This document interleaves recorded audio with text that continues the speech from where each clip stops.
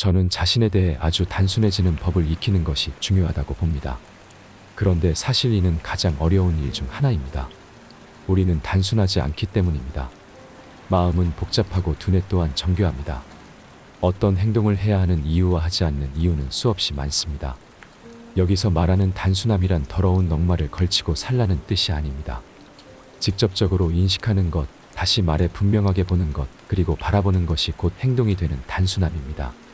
이렇게 되면 정말로 놀라울 정도로 행동이 단순해집니다. 많이 사고했기 때문이 아니라 그 어떤 왜곡도 없이 분명하게 바라보기 때문이라는 이유로 행동하게 되면 진정한 무엇이다가 존재하게 됩니다. 이러한 바라보기와 행동하기는 엄청난 자유를 낳습니다. 이 자유가 없다면, 개념이 아니라 진정 내적으로 느껴지는 이 자유가 없다면 이토록 복잡하고 문제투성이인 우리 삶을 이해할 방법이 없었을 것입니다. 하지만 애석하게도 우리 대부분은 자유를 원치 않습니다. 자유는 위험하고 피해야 할 것, 세상에 가두고 통제해야 할 것으로 생각하지요. 그리고 그런 마음은 훌륭하게 자기의 역할을 다해 자유를 붙잡아 가두고 있습니다. 우리가 가진 질문은 아주 많습니다. 이 폭력적이고 잔인한 세상에서 과연 어떻게 살아야 할 것인가? 나와 나머지 세상 간의 관계는 어떠한가? 나는 관계 안에서 어떻게 행동해야 하나? 이 모두가 아주 진지한 문제입니다. 우리 대부분은 세상을 개혁하거나 바로잡겠다면서도 주변적인 행동을 하는데 그칩니다. 폭력을 몰아내야 해. 그러니 내가 세상에 영향을 미쳐야 해 하는 식의 말을 하면서 말이죠.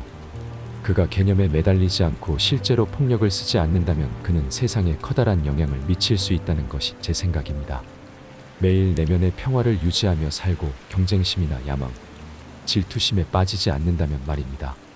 제가 강조하고 싶은 것은 이 사회를 만든 것이 바로 우리라는 점입니다. 우리의 요구, 편견, 미움, 종교와 애국심이 합쳐져 사회가 이루어진 것입니다. 세계를 조각조각 나눈 것도 우리입니다. 나 자신이 조각조각 나누어져 있다면 세상과 맺는 관계도 깨어지고 별다른 의미를 갖지 못할 것입니다.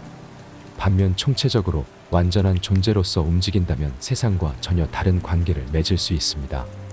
우리는 말이나 이미지, 기호를 통해 그 관계를 알고 싶어 합니다. 그리고 자유롭고 완벽하게 행동하는 개인이 세상과 맺는 관계의 유형을 찾고 싶어 합니다. 우리 각각이 우리 내면에 분리되지 않은 세상을 만든다면 모든 관계는 크나큰 변혁을 맞을 것입니다.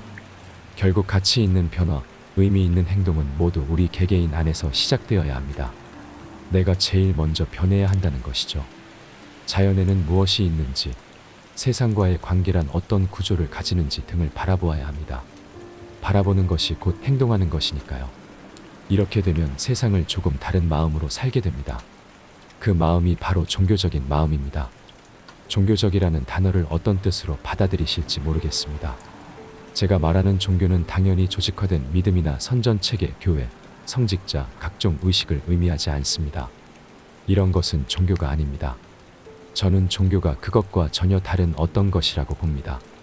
종교는 두려움을 바탕으로 인간이 만들어낸 것들과는 아무 상관이 없습니다. 소위 종교라 불리는 이런 것은 인간이 조직화된 믿음과 선전의 덫에 걸린 것에 불과합니다. 종교적인 마음에 대해 설명하기란 참으로 어렵습니다.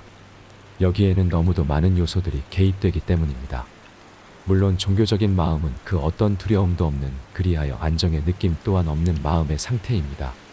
이런 마음에는 그 어떤 믿음도 없고 그저 있는 그대로의 대상이 존재할 뿐입니다. 그리고 그 마음에는 고요함이 사고가 만들어낸 것이 아니라 자연스럽게 생겨난 결과로서의 고요함이 존재합니다. 이는 명상의 주체가 완전히 사라진 명상의 결과이기도 합니다. 여기서 관찰하는 존재도 관찰당하는 존재도 없는 침묵이 생겨납니다. 그 침묵 속에서 인간은 사고의 기원과 시작점을 발견하게 됩니다. 그리고 사고는 늘 낡은 것이고 따라서 사고를 통해서는 새로운 것을 절대 발견할 수 없다는 점을 깨닫습니다.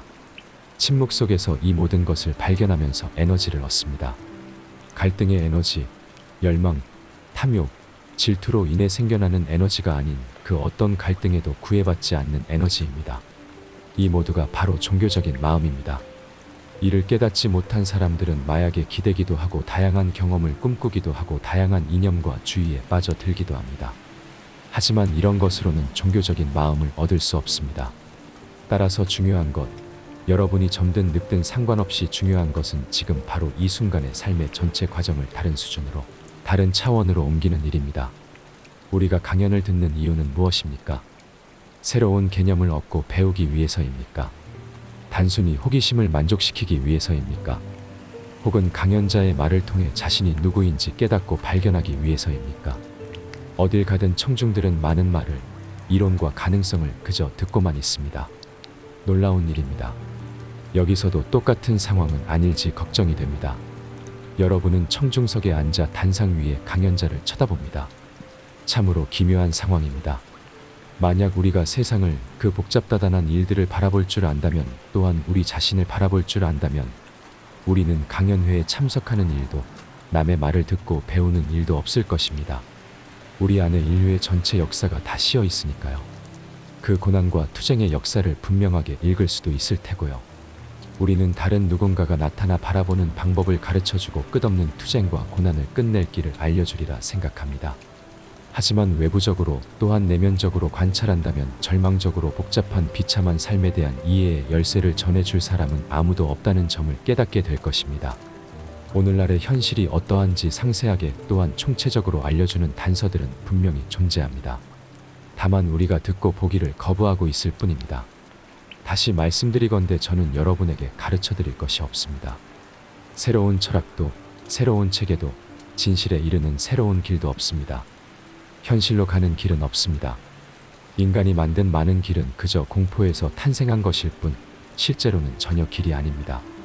길이란 영구적이고 안정된 것, 움직이지 않고 존재하는 것, 그래서 그저 따라가기만 하면 되는 것입니다. 하지만 실상 그런 것은 존재하지 않습니다. 길은 없다는 점, 우리를 혼란과 투쟁의 끝없는 탐구에서 자유롭게 해줄 구원자도 없다는 점을 깨닫고 나면 삶은 훨씬 더 복잡하고 미묘한 동시에 아름다워집니다. 왜냐하면 어떻게 탐구하고 바라보아야 할지 안다면 모든 것이 손 닿을 곳에 존재하기 때문입니다. 모든 것은 우리 안에 있습니다. 우리는 시간의 결과물, 무한한 경험과 광범위한 전통의 결과물이니까요. 우리는 바라보는 법, 듣는 법, 해야 할 일을 누군가 이야기해 주었으면 하고 바랍니다. 하지만 누구에게든 이런 질문을 던지지 마십시오. 여러분이 해야 할 일은 그저 바라보는 것뿐입니다. 바라보는 방법은 중요하지 않습니다. 그저 마음을 다해, 정성을 다해 바라보면 됩니다. 그러면 있는 그대로의 모습을 보게 됩니다. 우리가 이렇게 바라보지 못하는 이유는 마음속을 가득 채운 수많은 이미지 때문입니다. 이런 이미지들 때문에 명료하게 보지도, 애정을 가지고 보지도 못합니다. 애정은 가르칠 수 없습니다. 이 사랑의 감정을 가르치는 학교나 교사, 교과서는 없습니다. 그렇지만 애정 그리고 사랑이 없다면 무슨 일을 하든, 교회나 사원에 가고 스스로 희생하며 자신을 다 바친다 해도 혼란과 외로움, 절망에서 벗어나지 못합니다. 자유는 주어지지 않습니다. 자유는 그것을 추구하지 않을 때 생겨납니다. 자신이 갇힌 죄수임을 깨달았을 때, 완벽하게 얽매인 자기 모습을 발견할 때, 문화와 전통, 사회 등에 자신이 얼마나 묶여 있는지 알 때에나 자유가 찾아옵니다. 자유는 질서입니다. 이는 절대로 무질서가 아닙니다. 인간은 외적으로나 내적으로 완벽한 자유를 누려야 합니다. 이 자유가 없다면 명백한 것도 없습니다. 자유가 없다면 우리는 사랑할 수 없습니다. 진실을 발견할 수도 없고 마음의 한계를 벗어나지도 못합니다. 우리는 반드시 자유를 누려야 합니다. 온몸으로 자유를 요구해야 합니다. 슬픔이란 것에 과연 끝이 있을지 스스로에게 한 번이라도 물어본 분이 계실지 모르겠습니다. 인간은 까마득히 먼 옛날부터 고통받아 왔습니다. 육체적으로뿐 아니라 내면적, 심리적으로 말입니다. 인간은 끝없는 슬픔의 터널을 따라왔다고도 할 수 있습니다. 삶과 죽음이라는 과정 모두가 깊은 슬픔을 안깁니다. 인간은 이 문제를 해결하지 못했습니다. 부패 속에서, 해체되는 사회 속에서 살아가는 인간이 슬픔 없는 기쁨을 느끼며 행복하게 되는 일이 과연 가능할까요? 여러분이 이 질문에 어떻게 대답하실지 궁금합니다. 아예 불가능하니 생각도 하지 말라는 분이 있을 테고, 또 본래 인간은 고통, 노쇠와 죽음을 경험하면서 추악한 세상에서 살아야 하는 존재라고, 혹은 우리는 출구 없는 악순환에 묶여 있다고 하는 분도 있을 겁니다. 하지만 슬픔이 끝나지 않는 한 누구도 깨우침과 지혜를 가질 수 없습니다. 지혜는 서점에서 살 수도, 축적할 수도 없는 무엇입니다. 전통이나 경험을 바탕으로 만들어지지도 않습니다. 지혜는 슬픔이 끝났을 때에만 찾아옵니다. 그러니까 슬픔의 끝이 지혜입니다. 하지만 우리는 어떻게 슬픔을 끝낼 수 있을지 모릅니다. 이것이 과연 가능할지, 그리하여 슬픔 없는 삶, 혼란과 공포, 비참함이 없는 삶을 살 수 있을지 알기 위해 마음과 정성을 바쳐본 적도 없습니다. 우리는 분석하고 조사하여 명석하게 설명해 내는 것에 익숙합니다. 마치 늘 밭을 갈기만 할 뿐 단 한 번도 씨를 뿌리지 않는 사람처럼 말입니다. 이런 명석함은 우리를 세속적으로 만듭니다. 세속성은 마음을 조각조각 나누어 자라게 합니다. 이런 마음에게 알미란 모른다는 말을 절대로 하지 않는 것입니다. 세속성에는 겸손함이 전혀 없습니다. 겸손함은 나무를 키우거나 정원을 가꾸듯이 보살펴 키울 수 있는 대상이 아닙니다. 겸손함은 시간의 문제도 아닙니다. 따라서 앞으로 검소하게 살겠어. 조만간 나는 제대로 배우고 바라보고 들을 수 있는 단순하고 뛰어난 마음 상태를 갖게 될 거야 라는 식의 말은 불가능합니다. 지혜는 겸손과 함께 옵니다. 자신의 실제 모습을 알 때 겸손할 수 있습니다. 높은 자아와 낮은 자아, 우주적 자아와 나머지 자아 따위를 구분짓는 이론에 매달리는 것은 허영심에 불과합니다. 슬픔에서 자유로운 마음만이 사랑할 수 있고 사랑의 아름다움을 알 수 있습니다. 눈길 한 번에 완벽한 전체를 바라볼 수 있습니다. 대지와 하늘의 아름다움, 밤하늘의 별과 아침 하늘을 가로지르는 셋대의 아름다움을 말입니다.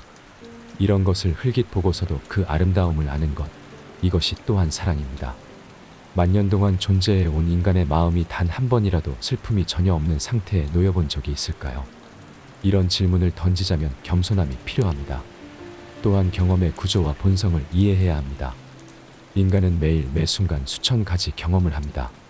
좋든 싫든 옆에 존재하며 의식적으로든 무의식적으로든 영향을 미치고 있는 경험에서 벗어날 수 없습니다. 이런 인간의 마음이 경험에서 자유로워지는 것이 대체 가능할까요? 특히 안타까운 점은 우리가 경험은 필요하다고, 또한 마음을 살찌우고 적응력을 키우려면 다양한 경험을 해야만 한다고, 이를 위해 많이 겪고 많이 읽고 많이 살아야 한다고 생각한다는 것입니다. 우리는 경험이 삶의 핵심적 부분이라 연이다. 그래서 성관계, 신, 미덕, 가족, 여행 등에서 늘 더 많은 경험을 요구합니다. 또한 다양한 경험에 대한 기대로 지루하고 외로운 일상을 견뎌냅니다. 바로 이런 것이 우리가 받아들인 삶의 방식입니다.